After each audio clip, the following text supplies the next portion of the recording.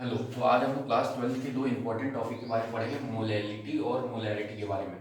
Molarity क्या होती है, इसको हिंदी में हम लोग मोलरता कहते हैं। 1 लीटर विलयन में उपस्थित विलय के मोलों की संख्या को उस विलयन की मोलरता कहते हैं।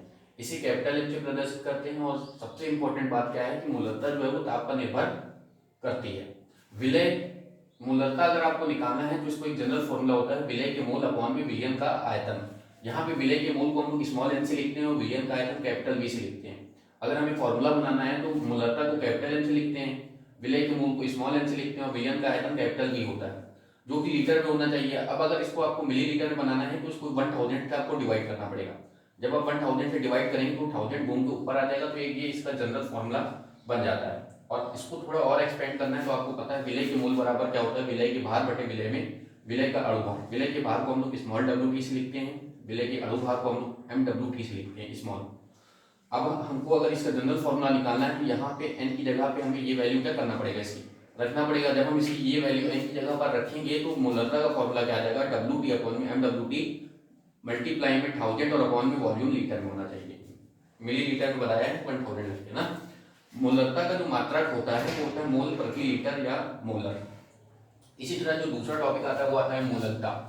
मोलरता क्या होता है, 1 किलोग्राम विलायक में उपस्थित विलय के मोलों की संख्या को उस विलयन की मोलरता कहते हैं। इसे स्मॉल से प्रदर्शित करते हैं। मोलरता ताप पर निर्भर नहीं करती है। मोलरता को निकालने का फॉर्मूला क्या है, विलय के मोल और विलायक का भार किलोग्राम में होना चाहिए। या इसको जनरल फॉर्मूला बनाना है तो मोलरता को स्मॉल एम से लिखते हैं, तो यहाँ पे स्मॉल एम रख देंगे, विलय के मोल को स्मॉल एम रख देंगे, विलायक का भार होता है कैपिटल डब्ल्यू टी। ये किलोग्राम में होना चाहिए, तो इसको ग्राम में बनाने के लिए 1000 से क्या करेंगे, डिवाइड करेंगे। वो 1000 रुपये कहाँ पर आ जाएगा, ऊपर आ जाएगा। तो ये इसका छोटा सा जनरल सा फॉर्मूला है, इस पे भी क्वेश्चन पूछा गया एक बार। विलय के मोल को हम लोग स्मॉल एन से लिखते हैं, जो होता क्या है, विलय का भार अपॉन में विलय का अणु भार। तो विलय का भार और अणु भार का जब फॉर्मूला यहाँ पे एन की जगह पर रखते हैं तो मोलरता का एक जनरल फॉर्मूला हम लोगों को क्या होता है, मिल जाता है। इसका मात्रक होता है मोल प्रति किलोग्राम या मोलर होता है। मोलरता और मोलरता में सबसे बड़ा डिफरेंस क्या है कि इसमें अपॉन में यहाँ पर वेट इन किलोग्राम आता है, भार आता है विलायक को भी किलोग्राम में, और यहाँ पे जो आता है विलयन का आयतन आता है कैपिटल बी एमएल में होना चाहिए।